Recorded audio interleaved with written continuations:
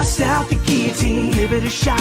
Bust out the guillotine, super hot. Just drizzle on the guillotine to make it right. Yeah, it's a guillotine kind of night. The more guillotine, the better. Guillotine pepper sauce. Heat the rich. Yeah, it's a guillotine kind of night. All right, hello and welcome to Colonial Outcast, the anti-imperialist podcast that does pro bono sponsorships for small businesses with the correct politics. That is Guillotine Hot Sauce for the revolution. Google it. They also have like a dipped and tarred and feathered oligarch edition or something. I don't know. They're sending me the package, and I'll let you know with reviews. We are here joined today for our F Around Friday episode, generally Patreon only, but we're releasing it live across platforms because we have a special guest here, Michael Schirtzer, here to talk a bunch of shit on Meta and politicians and basically just about everything, just like we do. Because, hey, it's Friday, and before we see a bunch of crazy shit happen over the weekend, we like to take a comedic break. So thank you so much for coming on today. Hey, thank you so much for having me, Greg. I really appreciate you getting your platform after mine got fully deleted on Meta. And we're going to go into that. So Mark is on a side quest today, so he is not going to be here. But appreciate you guys for being here. So if you could like, share, and subscribe or whatever, that'd be cool. Anyways, yeah, man. So it's been a minute. You're coming to us from LA. And speaking of LA, before we get started, there's a public service announcement. The Anti-4th Palestine Fuck ICE benefit show raised about $2,000, and that's with only like 200 people showing up. So that's pretty good. We are going to replicate it, hopefully this fall in Los Angeles. So you're invited to that, and we're going to go for a bigger venue, and it'll be a lot more bands and stuff like that. And rad merch as well. So be looking out for that. It's going to be in LA. So if you're in LA and you want a free Palestine and you want ICE abolition, consider rolling up, but we'll post those dates in the future. So anyways, it's Friday. The news cycle has been absurd. Usually I like your posts on Instagram, your slides. Why haven't we been seeing them? That's a great question. I had my Instagram account deleted fully twice, actually. She hit me with the Meta executives hit me with a double tap, right? The digital double tap. They bombed the first one, and then they hit the responders as well. Okay, well, hang on. I think I should give a bio for just in case people don't know who you are. Michael Schirtzer is an anti-Zionist Jewish comedian who, the people in LA, the Zionists in LA, have been targeting not just over comedy shows, but now over Meta. Yeah. So I had a video go viral where Israelis walked out of my comedy show. It started getting circulated on Israeli social medias. Oh, and then I can download it. It's on TikTok still. I can send it to you. All right, cool. I'll put it in the chat. But yeah, the video went viral. And it caused a lot of uproar among Israelis. They started commenting on my stuff, like their social media influencers and stuff. And then it got the attention of Jordana Cutler, who is Meta's policy chief for Israel and Jewish diaspora. That's actually what's on her business card. She's like the Wicked Witch of the West Bank, basically. Jordana Cutler. So she used to work for Netanyahu directly, and then she worked at the embassy in DC for Israel, and then she went to Meta and serves in her current position. So she's direct connection between the Israeli occupation and Meta platforms. Also, they have another person named Guy Rosen, who was I know that fucker. Unit 8200. Yeah. So this is Jordana Cutler. And she, from her own personal account, started viewing my Instagram stories. And when I saw her name pop up in my stories, I knew it was only a matter of time. I started texting close friends like I was on the Titanic. I was like, gang, it's been real. I'm about to get disappeared. Because we've seen this before many times play out with Palestinians on the ground, right? Like the main people being censored around Palestine are obviously not Jewish comedians in the West. It's Palestinian journalists on the ground who, Right. you know, if they survive an airstrike, they're having their posts not be able to be uploaded, or like their posts will fail. And then if their posts do get uploaded, right, and they're trying to expose the war crimes that they're living through every single day, then the post gets flagged for deletion, or it gets their account locked, or it gets their account fully taken away, right? Like the infrastructure of censorship is so vast and so odious that it actually stems all the way from the ground in Palestine, where journalists are trying to spread the message, all the way to artists in the West, right? It's the same hand that chokes us as we try to speak out against the genocide. Yeah. And this, So anyways, I did an article. Okay. I did an article where I spoke to Omar, a friend of mine who's written for the Electronic Intifada. He's written for Mondoweiss, a ton of other places. And he put out this Mondoweiss article where me and another comedian also got censored. The other comedian, the Irish lad, he got his account back. He got his main. was it Tag? Tag, yeah. Yeah. Yeah, Tag. Anyways, he got both his accounts back, but both of my accounts were banned. And so, you know, in the article, I called Jordana Cutler the modern day Joseph Goebbels, right? Because she's like the minister of information. She decides what people see, what people feel, what they hear, right? Like if information about the genocide was circulating and boosted on the algorithm in the same way that birthright videos are, then, you know, people would have understood what was going on sooner and been opposed to it sooner. Right now, you have everybody talking about, oh, well, you know, we didn't see it. It's like we all saw it in 4K, but the algorithm and the social media companies are complicit in suppressing information, right? They are a crucial cog in the infrastructure of genocide that allowed for this slaughter the last 18 months to continue. Right. And so are you banned on TikTok? Because it's actually like the first place I got banned and lost my first account. No, I'm not banned on TikTok. I'm actually monetized on TikTok, and I'm raising money for the Samir Project. It's a mutual aid project in Gaza. That video where Israelis walk out of my comedy show, it's so far raised over $1,400. All of that is going to the Samir Project.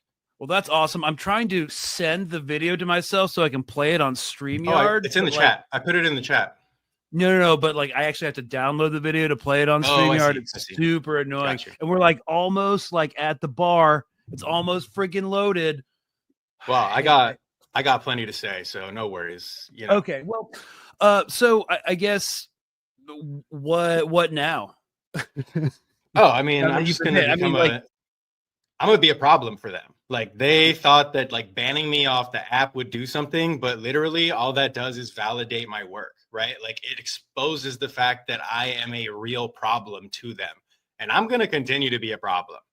Right. It's not even the first time that I had my Instagram account disappeared without recourse. It happened in 2021 as well, at the same time that they took down Nurdine Kiswani's account. She's a Palestinian organizer. Yeah. So Nurdine Kiswani is the founder of Within Our Lifetime, by the way, guys. Exactly. She and I did a podcast about it at the time on the Palestine pod, episode 48, called Erasure. And Nurdine has since been permanently banned from the platform, just like myself. And I can confirm that she doesn't miss it. And it's also an honor, right? It's an honor for me to have sacrificed something for Palestine. I think that like, you know, I was built up that account to almost 100,000 and like I had connections with people all over the world. And so that's what I'll miss. But people have found me again, right? We saw him in Gaza, a photojournalist in Gaza has found me again, reached out, sent a super nice message, you know, Eye on Palestine, like everybody who is like a crucial part of the struggle online has been helpful to me. And so for that, I'm grateful, you know, and the main thing is that like people keep talking about Palestine. People keep talking about Gaza. People keep exposing this narrative, which I've been working to undercut for many years, right? Like just because I'm not the one posting videos doesn't mean that my videos won't get posted online. It just separates me a little bit from the stuff that I did, like I've done already. Right. And well, guys, we finally have it.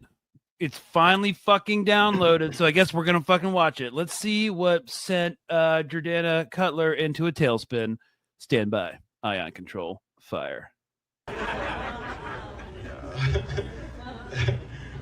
Oh yeah, well, we'll keep it going. I'm Jewish and I support Palestine. Thank you so much. Thank you so much, you two people. These jokes will hit you individually. One at a time. So if you didn't like one, wait, yours is gonna come around. You know what I mean? It's like a U.S. naval carrier. I had just told a joke that bombed about so Yemen. much. We're posting that clip. Anyway, yeah. I'm Jewish, and I support Palestine, but like the Israelis, they don't even care that I'm Jewish. Like they're still trying to make my life like super difficult. Oh, just give me the flash. Hell yeah. Are you taking a picture or video? What are you doing? Oh, you're taking a picture? Long ass picture. The fuck? All right. She lied. Anyways, it sounds like Massad's in the back. Anyway, she's like, I just want to make sure I record this part of your set. No particular reason. I do have to report back to headquarters, but I just want to. Okay, sounds good. Anyways, so the Israelis, they're making my life difficult. They show up to my comedy shows now. And they've actually reached out to every major comedy club in Los Angeles trying to make sure I don't get booked there. Yeah. Joke's on them, I already don't get booked there. Okay, it is a waste of their time. Yeah. You guys here? Thank you so much. I love you. She said you're awesome, and everybody else is like, I don't know, I don't agree. Everybody else is like, I work at Sony actually. So I don't think so actually. I think it's nuanced.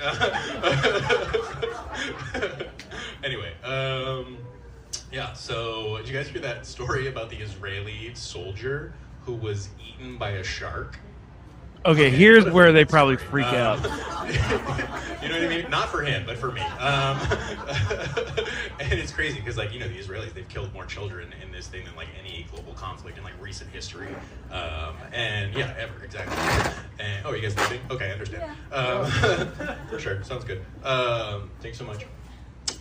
So, yeah, the Israelis, like, the shark, it swam past Israeli children, but it didn't hit the children. So even a shark can tell the difference between a child and a soldier. Anyway,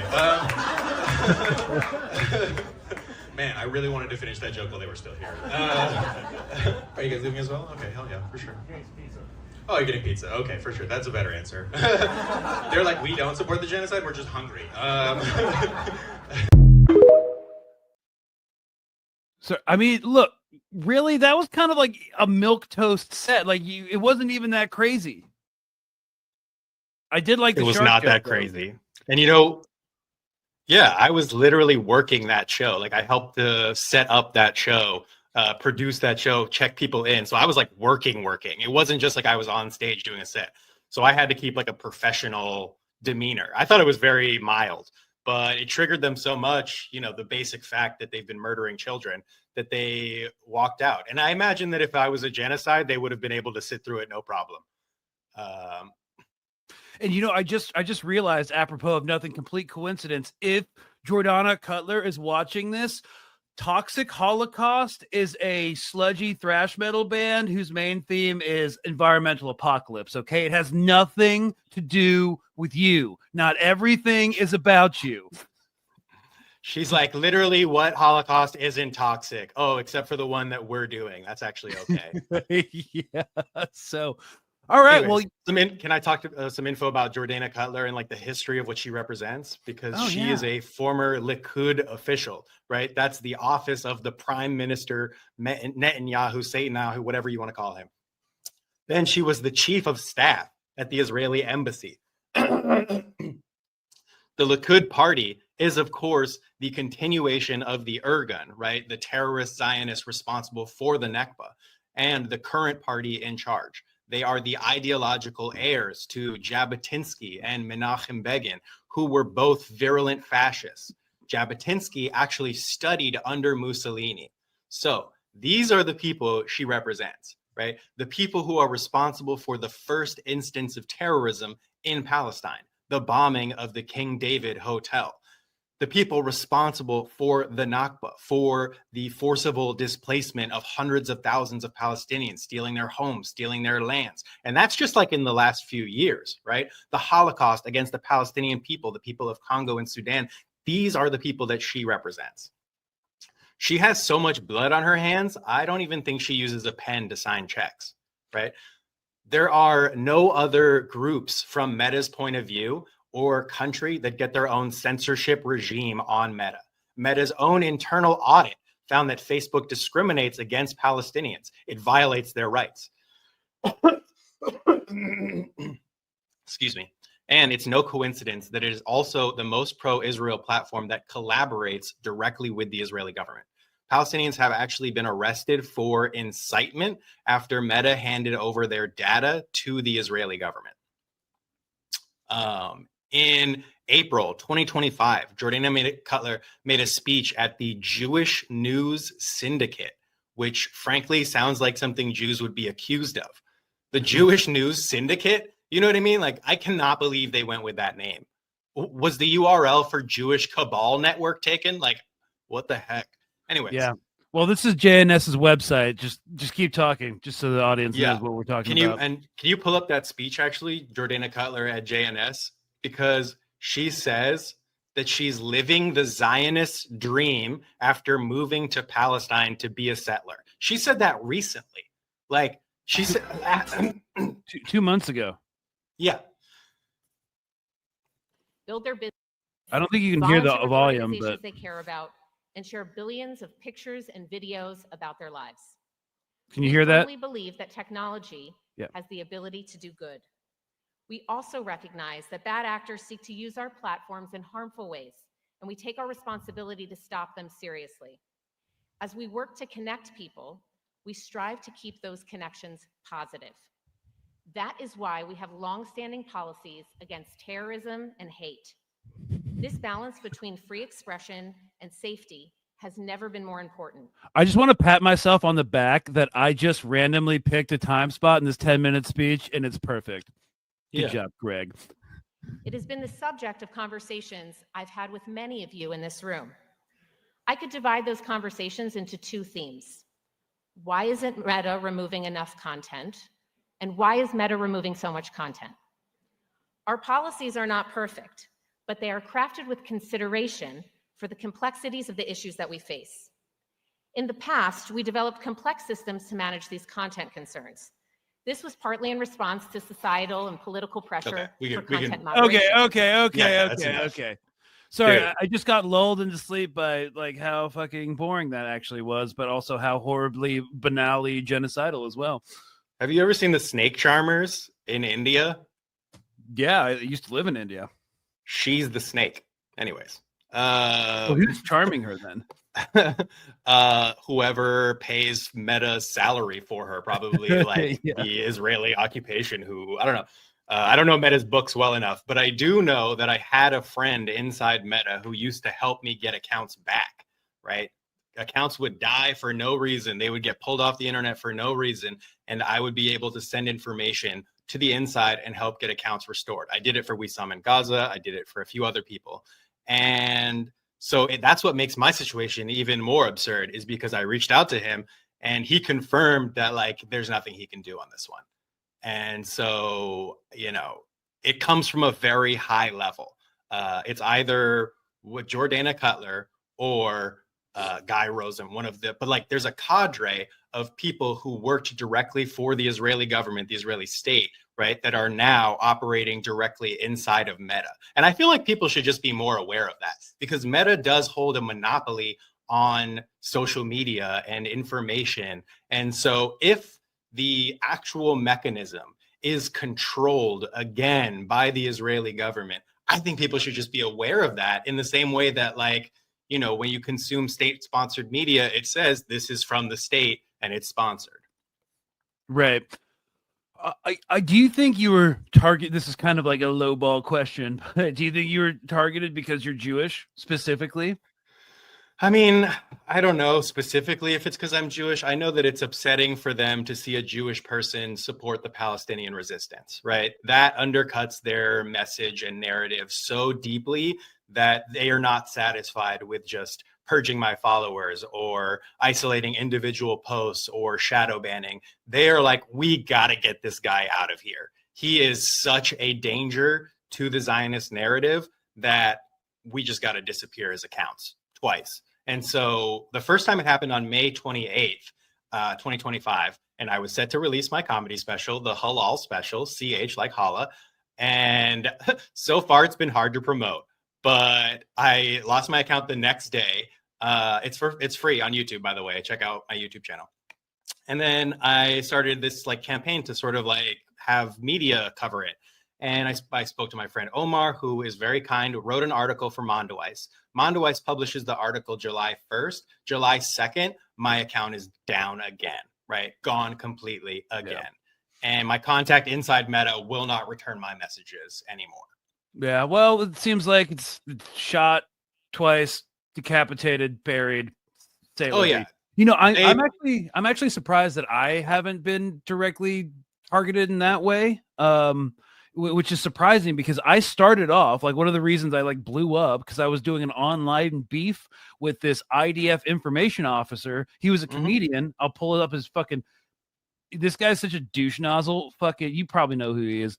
That's what I used to do as well. I came up on the internet fighting these Zionist influencers. Yeah, that's why they gave me the title Mikey Intifada. Oh, that's awesome. Okay. So yeah, Matan Peretz. This dude, motherfucking no shit, blocked me and then because I didn't block him, he kept making content off my videos, like fucking response videos to my posts. Like a little dude, he's got a digital Iron Dome. He doesn't want anything coming back at him, right? He wants to send shots out to you. Yeah, but the Iron Dome ain't all it's cracked up to be, as we've seen recently. Oh, tell me about it. Yeah. I mean, but there was a time when the Iron Dome was blocking things and like, you know, that time is long gone. Shout out Hezbollah. Yeah, shout out Hezbollah. Also, Matan was the first to accuse me of stolen valor, too, that I wasn't in the military. So, like, it's such, like, lowball That's shit. Crazy. You were so obviously in the military. You know what I mean? Like, I don't know why he would say that. No, well, he found this crazy guy named the Misfit Patriot who was never in the military. And he's like, I talked to some of my boys in the military, and his Class A's, his dress uniform, he has 2 medals that are fucked up. Okay. I was like, dude, no one's Class A's are fucking. My ribbon stack was like misordered, and they went on this whole like fucking tangent about me lying because like 2 ribbons were actually in the wrong place on the stack of ribbons. It was fucking insane. But it just goes to show you they will do anything they can do to discredit you. Yeah. And it sucks for them. I don't really have any baggage, so. Yeah. Yeah. So Guy Rosen, I want to talk about this guy because let me pull him up. Guy Rosen used to work for Unit 8200, which is their cyber intelligence unit, right? It is the unit that is responsible for Hasbara. It is the unit that is responsible for overseeing communications. It has a dragnet surveillance system, right, that it inflicts on Palestinians and exports all over the world to dictators, right? And so ICE. And ICE, exactly. Yeah. And also shout out to the community in Los Angeles who has been showing up to fight off ICE. There was a standoff in Camarillo yesterday. You know, people are definitely putting up resistance to the occupation of ICE here in Los Angeles. So shout out the community in Los Angeles. Shout out the mutual aid networks that I'm a part of. LA Food Not Bombs, Mutual Aid LA, Produce in the Park. We're feeding folks so that they're not in need of, you know, being out and being exposed to the Gestapo. Anyways, so this Guy Rosen, is now the chief information officer. Yeah, chief information security officer, right? And before that, he worked at Unit 8200, which is responsible for the dragnet surveillance of Palestinians. It's the operation that blackmails queer and gay Palestinians and turns them into spies. It is the operation that uses like AI generative face technology to separate Palestinians into various classes that like will define whether or not they have mobility, right? So you come up to a checkpoint. You're talking about like the yellow cards, the green cards. Yes. Yeah. So it's a program called Blue Wolf. but they have others that are, you know, I'm not in the know of like knowing all of their vindictive names. Blue Wolf is what was called the Facebook for Palestinians, because it has such a wide expanded Rolodex of Palestinians that you could pull up basically any information you wanted to from behind that checkpoint. And then they also have an instance where they will like separate them into colors, right? So like green allows for mobility, and then like red is like you're going to be stuck at the checkpoint forever. And so that's like literally Squid Games. You know what I mean? Like people watched Squid Games and they were like, wow, that is messed up, you know? And then people will look at what's happening in Palestine and they'll be like, I think it's complicated. So I just need people to have a little more consistency in that regard. Yeah, according to Amnesty International, it says Red Wolf. I mean, same thing. Red Wolf is deployed at military checkpoints in the city of Hebron in the occupied West Bank, where it scans Palestinians' faces, adds them to a vast surveillance database without their consent.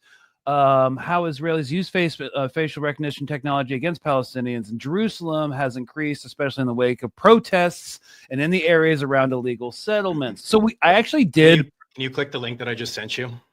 Yeah. Blue Wolf facial recognition in the West Bank. Oh my God. So they have a red wolf and a blue wolf? Right. Just inside you are two wolves. One's fascist. The other one is fascist. Also fascist. Yeah. One's a fascist from the United States and one is a fascist from North Africa. Yeah. Hang on one sec. Come on, work. Here we go. Blue wolf facial. Okay. Also, I remember the first time that our account did get held up at one of these digital checkpoints, which is actually what the Meta executive who reached out to us told us they're called. Dude, they love checkpoints. That's crazy. I was like, you guys are setting up checkpoints online? Like Zionism extends online for you? Yeah. You know, when I play Roblox, the first thing I do is set up checkpoints. Absolutely. Everybody knows that in The Sims, you got to set up your checkpoint before you set up your village. If you set up the village before the checkpoint, then they have the mobility of they have freedom of movement. We have to stop. God forbid a 9-year-old Palestinian girl on a bicycle rolls up. Imagine if children were allowed to go to school unharassed. Can you even think of the horror? It would be chaos. Absolute anarchy.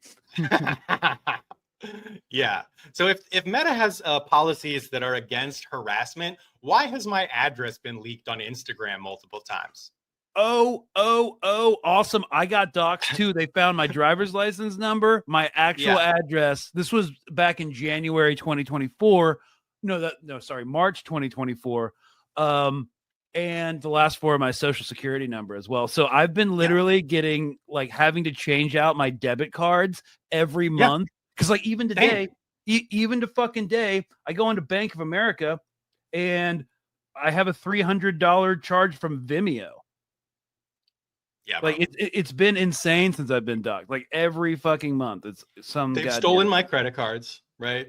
I was actually tortured by Israelis in college. That Jordana Cutler said in her speech, she was like, we have strict policies against terrorism, and that's why Jewish anti-Zionists posting mutual aid get the boot, but Zionists have no problem uploading their war crimes, right? And then you don't see any issues with their account. You can still see numerous accounts posting the war crimes that they're committing against Palestinians daily, despite the fact that Meta has been made aware of this phenomena.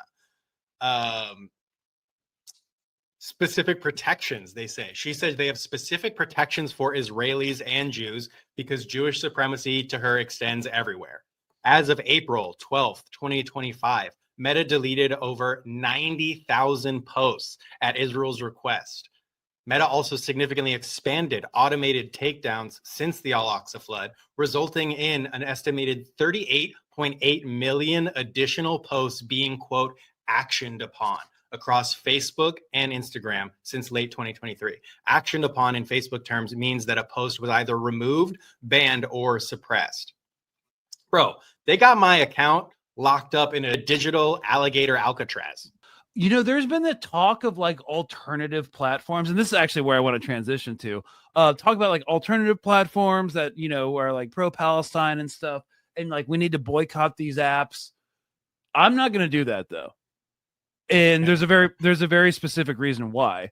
Like, yes, they're controlled by Zionists. Yes, they're making money off of it, and BDS should be a thing, obviously, 100%. However, I have a background in military intelligence stuff, and I believe in information operations and information warfare. And even if I have to fight on their terms, like, I'm not going to stop, because who else is going to represent? It's not going to be like, even though TikTok is going to be captured and bought by Larry Ellison from Oracle, who started his billionaire journey with CIA venture capital in the 70s because of their cloud database. Yeah, fine, whatever. I can still get information out. It's going to be censored. I might eventually be banned like you, but we're trying to actually win something here. So I'm not going to leave Meta. I'm going to talk shit about Meta. I'm going to post this. The working title is, Jordana Cutler, the Wicked Witch of the West Bank, with, Mikey Intifada from Palestine podcast. And they can fucking ban me if they want to. But if I go to another app, and I'll probably create another profile on that app and just add another platform, but I'm not leaving, because also this is how Palestinians get their information out of Gaza and out of the West Bank. And if you cut yourself off from that, like, you can't repost it unless you follow the correct Telegram channels. And sometimes they don't even make it on the Telegram channels because they're on Instagram as well. So and I actually don't have a choice whether or not to boycott, because she definitely kicked me off for good. So I am boycotting with their help. Jordana Cutler, she just recognized that I had a little bit too much screen time going on, and she was like, "You should unplug, brother." We want you to stop doom scrolling.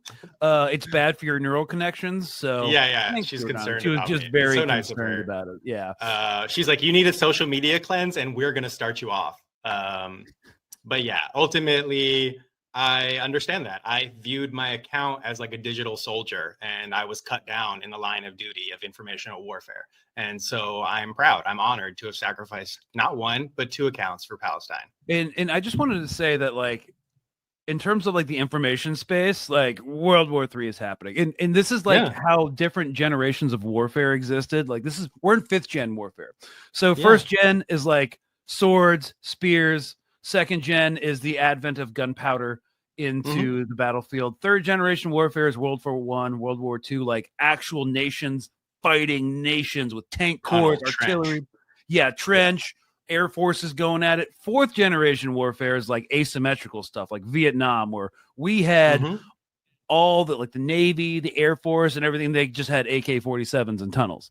So that's called asymmetric warfare. You and I, you and I are guerrilla digital warriors for Palestine. Like, you went and served the American occupation army, right? But then you had an awakening, and you were like, I can do better, and I can like help other people by using these skills that I learned from the oppressor, and then applying it to the oppressed and allowing them to benefit from this informational warfare technology that we have. And so we've turned the tide. Not you and I, like, only, but like the entire collective of people who have been fighting this digital war online day in and day out. We've won the digital war. Yeah, and we're not just like patting ourselves on the back or whatever. This is actually part of military science. So 5th generation warfare, which now we exist in, is warfare that is conducted primarily through non-kinetic military actions, such as social engineering, misinformation, cyber attacks, along with emerging technologies such as AI and fully autonomous systems. So it's been described as a war of information and perception. There is no widely agreed upon definition of 5th gen warfare, besides that we're in it right now. And whatever it looks like, we're in it right now. So besides the fact that I open my inbox and I see it. Yeah, right. And if you don't think like what you're doing is like an insurgency, well, because you're not part of an official organization and you're completely decentralized, well, there's a reason 8200 exists, to do the same exact thing that you're doing right now. So it's definitely Unit 8200. Yeah. Unit 8200, the organization from which Guy Rosen, Meta's chief information security officer, comes from, does exactly the type of things that we do online, but they do it for the state of the oppressive government, right? We do it for freedom, for justice, for, the opportunity of liberating Palestine, because it's the right thing to do, for the right of return. That's why we do it. They're doing it to confuse the public, to allow for genocide to continue, to cover up human rights abuses, and basically create a fictional narrative online that counteracts with the reality of the facts on the ground. That's literally all they exist for. Yeah. All in service of capital interests and to fill a messianic death cult vision of a greater Israel. Yeah. They work for capitalism and white supremacy, and we work for intergenerational justice. Right. And, even if you didn't have basic, human empathy, which, everybody watching this stream has, you can just do it for your own self-interest, because, whatever our government is willing to do to Palestinians and undocumented workers, well, guess what? It's going to roll itself up the privilege ladder until everybody, even the white folks who have the wrong political ideas, are just enemies of the state. So you may as well fight it on the front lines, than wait for it to come to you. 100%. We need to attack this thing viciously while we still have our social media accounts, right? Because the takeover, the full, complete takeover, is coming soon. Like you were talking about with the buyout of TikTok. And it's also like the United States has done all of the things that it's done to people in other countries to the people in the United States. ICE just deployed bombs to breach an entry in a house in Los Angeles, right? And that's not like the first time that Americans have bombs? Yes, they had an explosive device that blew open the front door in a house full of children. It was the Ramirez family in Huntington Park. That's when they put the C4 charge. Yeah. That's not the first time that they've dropped bombs on people in the United States, right? They tested the nuclear bomb here in the United States before they dropped it abroad in New Mexico, right? There's people called the downwinders who experienced the fallout of nuclear activity, right? Then obviously in 1985 in Philadelphia, the MOVE Collective was bombed by the Philadelphia Police Department and the FBI. MOVE was an animal and human liberation group that was super effective in organizing in Philadelphia, and it was run by the Africa family. And so they were really like creating a city that showed up for the people, and the FBI and the Philadelphia Police Department flew a helicopter over their house at Osage and then dropped a bomb full of C4 and then let the whole block burn as well. I'm friends with Mike Africa Jr. He was born in a jail cell after his family was wrongfully convicted of who knows what, you know what I mean? Because the police framed them through this shootout where the police actually likely shot their own officer. And then, there's also the instance in the 1920s of the Battle of Blair Mountain, where black and white coal miners stood shoulder to shoulder despite the racial tensions, and they fought the capitalist class, right? They fought the people who were exploiting their labor, and then the sheriffs and the National Guard were deployed, and the United States government once again dropped bombs on these coal miners who were simply just trying to get a living wage, right? They were trying to get what they deserved from their labor, and the capitalist class was trying to exploit them, tried to squash their rebellion. One of the bombs did not explode, and so they actually brought it to Congress and did a little presentation where they proved that the government had tried to bomb coal miners who were striking. The Battle of Blair Mountain, one of the largest labor uprisings outside of enslaved rebellions. Right. And no, we mention it very often because it's just a really great demonstration that from Palestine to Los Angeles, there's no war but class war. Guillotine hot sauce for the revolution. So, yeah. Dude, let's pull out the machetes. You know what I mean? Shout out Ayati. Yeah. I've been when it comes to like machetes or guillotines, why not both? But machetes are more accessible. That's a whole different. And guillotines are very Western centric. We need to. It's so much easier to get your hands on a machete. Yeah. Also, like my carpentry. It's literally a handheld device. My carpentry skills aren't that great. I can do basic stuff like build a garden pallet, whatever the fuck you call it, garden bed, whatever. But that's about it. So anyways, yeah, man. Well, I think, before we end, let's talk about seeing our theme has become information warfare all of a sudden, let's talk about the information warfare from Donald Trump's White House. How we feeling about the Epstein files, man? I know we've been talking about it, but that was a fucking PR doozy. I heard they don't exist actually, so well, I'm not concerned. They switched out my MAGA brain chip, and now it's totally cool that they don't exist. In fact, they're trying to redirect. They're trying to redirect it all on Pam Bondi, the Attorney General. I thought it was really funny that Trump thought that saying, "You guys still talking about this guy?" would be like an effective rhetorical trick. Yeah, even Roseanne Barr, like the freaking insane MAGA queen, was like, "Hello, Mr. President. Yes, we still are talking about this. Read the room." Yeah. Like, Trump has very good political... he can't read, so that's tough. Yeah, he can only read if, he's mentioned in the actual literature. Well, from his first administration, when he first started taking like White House intelligence briefings, which the president has to take every morning, in order to get him to read it, they had to put President Trump in every other sentence. So he can read, just under very select circumstances. I heard they actually had to give it to him disguised as a Denny's menu. Oh, wait, so he does like Grand Slam. He eats more than Big Macs?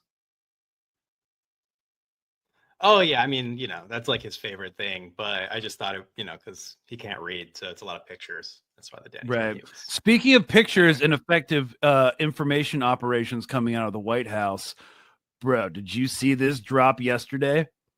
Bam! White House, the symbol of hope, truth, justice, the American way. Meanwhile, the new Superman movie, is apparently anti-Israel, which is what like people are all abuzz about on the internet. So shout out to that if that's true. I don't know. I haven't seen it. No, I mean, I might have to see it because the MAGA world is going into a meltdown because it's also like pro-immigrant because it's a fucking immigrant story. And they're like, this is fucking woke Hollywood. They can't wrap their heads around that. Yeah, this is woke Hollywood libtard stuff. It's like, okay, man, but like, see this jawline? That's AI as fuck. So, and also, you think this is real? Yeah, it's not. I mean, they probably do. That's fire. That's a really good one. That's a good one. Oh, wait, I didn't see that. It's got a slur. Never mind. Yeah, no. I just saw the image. No, this one's better. This is Super Pedo. And then you've got yeah. Oh boy. But who's actually really happy that the Epstein files have disappeared? Clinton. Do you know who? Yeah. So the thing is that both sides are really happy that the Epstein files have disappeared, right? Because it had Hillary Clinton, it had Bill Clinton, it had all of the figures and pops of the left. But it also has people of the right. They have everybody on camera doing terrible things. And that's how Washington, D.C. works, where it's like, if you don't vote for this thing, if you don't vote to bomb children into oblivion, we're going to release a video of you from Epstein Island. And that's across the board. And, I think Sagar from Breaking Points had a really good point about this. It was a message not towards the base, not towards anyone who voted for Trump. It was a message towards, everybody in the Epstein files, like across political lines, was like, okay, we're safe. It was actually a remarkable expression of class solidarity by not releasing the Epstein files. Yes, it protects every oligarch who is responsible, right? Every corporate leader, every Fortune 500 like CEO, every every celebrity, that's influential in terms of like pushing American propaganda. Yeah. And Diddy doesn't get convicted on the main charges as well, right? It's a signal to the pedophile class of the United States that it's like business will continue to run as usual. Don't worry, gang. We've got your back here at the United States Justice Department. We need to have that kind of class consciousness, honestly. That's true. The working class, I wish the working class would develop the class consciousness of pedophiles. Because they stick together. Okay, we can word it differently. We could say like the bourgeoisie. No, I think that's perfect. Yeah, I think that was the right way to say it. Nobody's going to clip that out of context. Yeah, no. Yeah, so I think that's great. But like what I wanted to highlight is because of like everyone's work just in the digital landscape and the digital battle space, like the fucking this narrative spinning out, 100%. the Israeli narrative spinning out. They've lost control. Do you And you think see they that can anytime you go in regain it? person. I mean, you've been following Israeli messaging for since college, definitely. Yeah.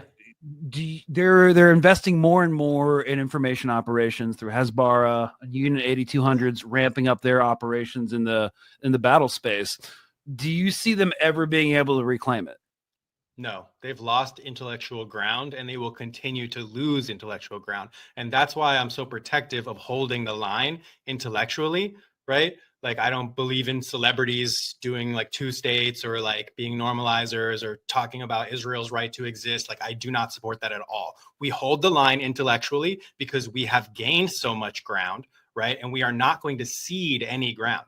Dr. Steve Salaita, we had him on the podcast. He was one of the first people who lost his job for Palestine. He was a professor and he lost his job over his social media. And this was many, many years ago.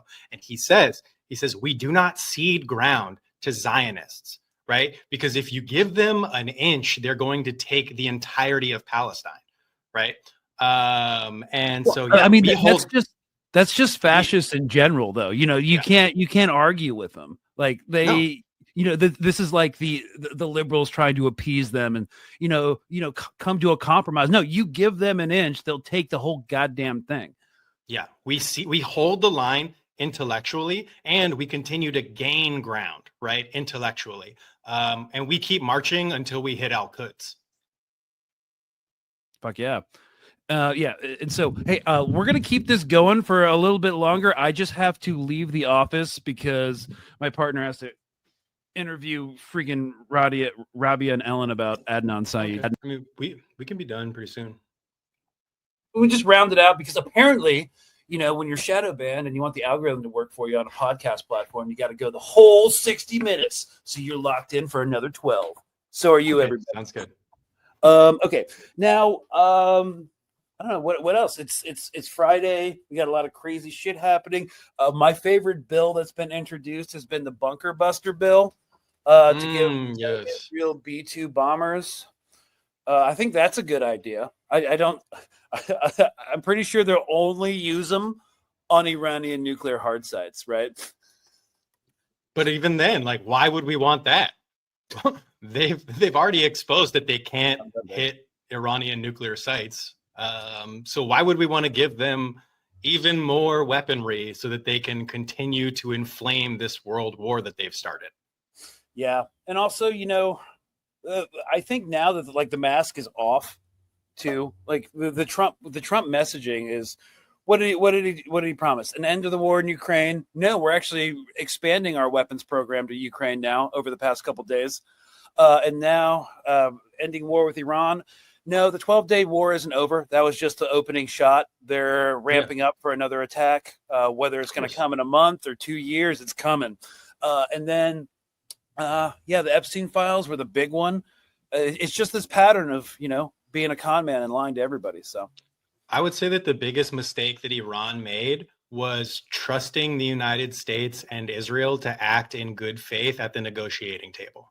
That was their mistake. They had to show up. I understand they had to show up. They would have been maligned if they did not show up to the table. But the fact is they went to the table in good faith, thinking that the United States and Israel would do the same. And that's not what happened. We all know that they murder the people they're negotiating with, just like they did Ismail Haniyeh, right? They will undercut the negotiations. They will use sabotage. They will say things that are not true so that they can then strike in a way where, the people who are victims to the strike are not prepared to receive them. Right. No, I think we've all realized now. I mean, if you understand Cold War history, but just over the past 2 years, the U.S. has always used diplomacy as a mechanism of political assassination. Sure. That's it. Like what we do is we disrupt, we play for time, and exploit the chaos. I mean, that's just like capitalized imperialism in general, but we're the best at it for sure. And that's actually how an Israeli state representative described the two-state solution. He described it as the formaldehyde solution, right? You keep this thing in formaldehyde for so long that it preserves the idea that this thing is still possible, while at the same time you're changing the facts on the ground, you're changing the material conditions, so that by the time people realize that this thing has been in formaldehyde, it's already too late. Right. You know, we could really bring this thing back to life, you know, totally. So that's what people believe. There are dummies who actually believe that. Yeah, I mean, it's the frame. It's what I call like the neoliberal framework. It's like, you know what, we just have to like sit down and talk, and you know, we need positive, progressive, incremental reform, and it will someday. How's incremental progressive reform working? Okay, like just look at the Mom Donnie shit. Like look, he's a very milquetoast Democrat socialist that just wants the very, very baseline redistribution. Well, it's not even crazy. It's not even radical. It's like in certain like Nordic bloc countries, it's still kind of like a very centrist center right position. But everybody's freaking out. It just goes to show you that the same like ruling class in the context of the capitalist system, whether it's in Israel, whether it's the United States, whether it's regarding the Epstein files, it's like they'll always toe the line and get on board. Wear the vote blue no matter who Dems, like Hakeem Jeffries with his little baseball bat saying he's going to fight, which that picture had like the biggest divorced dad energy I've seen in a long time. But it just goes to show you, you can't, progressive change doesn't work. Arguing with, you know, the bourgeoisie within their own framework ain't going to work. So yeah, hold the line. No, I would encourage people to read the works of George Jackson. I would encourage people to read the works of Fanon. I would encourage you to read Ghassan Kanafani, right? These are people who never ceded ground intellectually. In fact, they carved out ground for the people who come after them. And so, you know, when George Jackson was imprisoned, he said that he read the works of Karl Marx and he read the works of like Thomas Sankara, and those people redeemed him, right? And so I would encourage people at this time, when we are experiencing such a lack of substance from everything that we encounter, to look for things and people of substance, right? People of principle who have walked this line before us. We don't need to reinvent everything, right? There are people who have already led this pathway. And so especially shout out to the people who are fighting it right now, like Palestine Action, who just got designated as a terrorist organization for disrupting the war machine, right? All of they have done is a little bit of property damage, but the UK government is like, that behavior is more dangerous than our own complicity in genocide. It's a world that's totally upside down.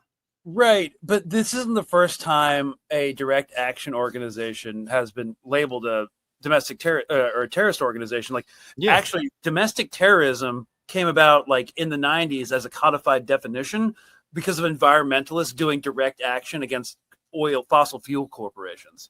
You know, well, I'd say domestic terrorism started around 1492, but I do understand what you're saying. Yeah, that's true. No, in terms of like the systems that we control, that's when it started to really get solidified, because, you know, Palestine Action, environmental action, they're all threatening corporate interests. And, you know, and a lot of the guys, oh, go ahead. And I was just saying, like, I'm glad people are starting to recognize like intersectionality between these kind of movements as well. Yeah. So I spoke to some folks who are a part of Palestine Action when they were besieging a weapons factory in Shenstone, UK in 2022. I went and I interviewed a couple people and just supported the effort to blockade the weapons factory. It's UAV Engines, and they are a subsidiary of Elbit. They provide drones for the mass slaughter of Palestinians.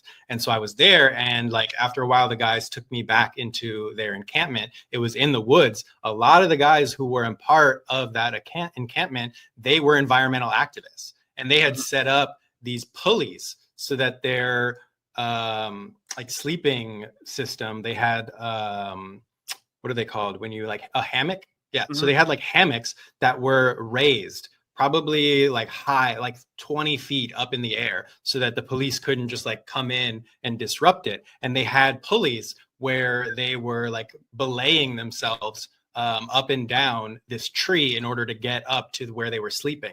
A lot of them came from the environmental movement and then transitioned over towards the Palestine activism space. It was like a fluid transition for them where they were like, you know, we saw that these trees were being like taken down and we acted there. And then we saw that these humans were being cut down and we acted there. And I spoke to one who's currently in jail right now, Sean Middleborough.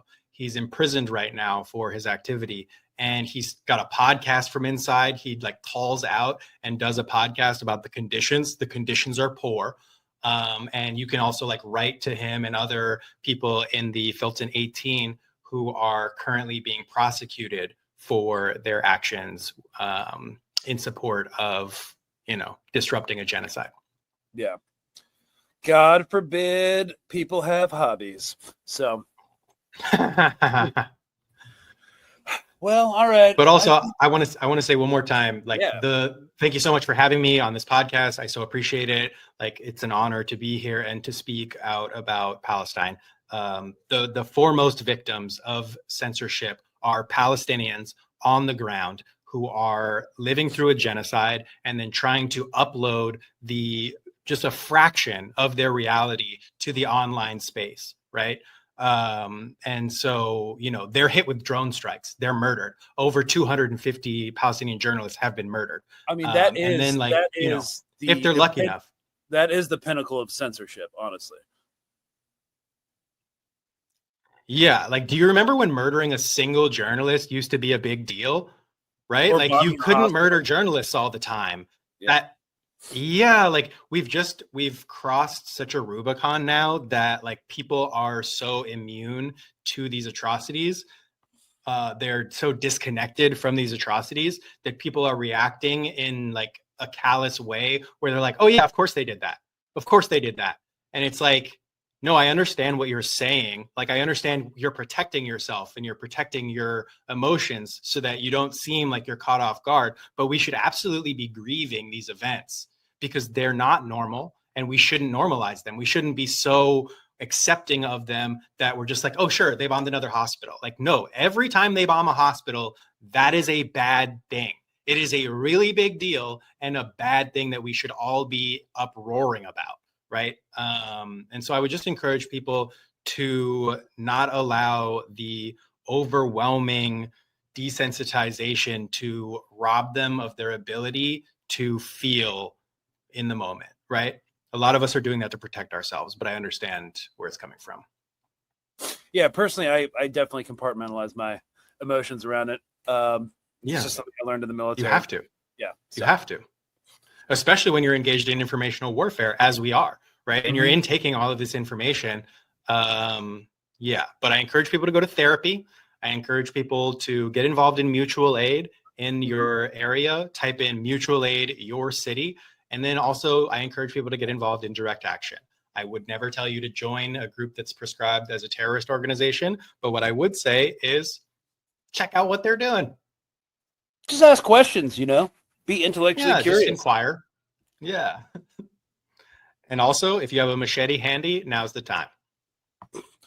Yeah, and if you live in the United States, you can get something more effective than a machete. It's constitutionally still extant. So again, we're not preaching for any sort of course of action, but you know, you do have options. You do have free will, and you know we are waging an information war. Just an information war, nothing information crazy. Only. Information only, guys. Yeah. So, where can we find you? You can find me on TikTok for the time being at MikeyB_on. You can find me on X for the time being at Mike Schirtzer. Please check out my YouTube channel, subscribe, and watch my special that I just put up. It was a Palestinian fundraiser for Heal Palestine, and it was in front of a very halal crowd. That's why I called it the Halal Special, CH like Hala. Yeah, and you're also a co-host of the Palestine Pod. Oh, yes. I also co-host the Palestine Pod. Check us out, palestinepod.com. And please join our Patreon as well. We have a community where we do an extra podcast and monthly meetups. I do want to make an appeal because you said, there's a group of people who are disenchanted with like Donald Trump lying to them. And I just want to say like, hey, we understand, right? We're not here to embarrass you further or make you feel bad. Now is the time for us to all work together against the class war, right? To band together and look past like the mistakes that we've made and create community without this left-right paradigm, because we need people who have guns, right? And we're not going to be fighting this revolution with matcha lattes, okay? So I wouldn't, yeah.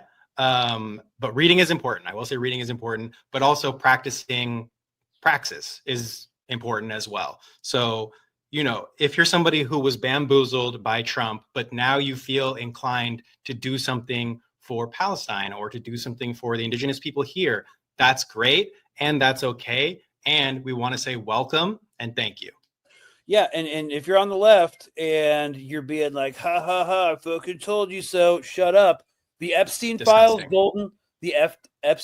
golden window isn't going to last for fucking ever. So get stuck in while you can and exploit that stuff with information operations. So yeah. All right, guys. Well, I got to split. Thanks so much, Michael, for coming on and talking about Jordana Cutler, the Wicked Witch of the West Bank, and fifth generation warfare. All right, y'all. This has been Fuck Around Fridays. Less of a comedic episode because we actually had to talk about some real shit. But we will be back Monday. Cheers, y'all. Have a great weekend. Get out in your community and have some hobbies because this is going to last a long time. All right. Cheers, y'all. Thanks. Thanks for having me.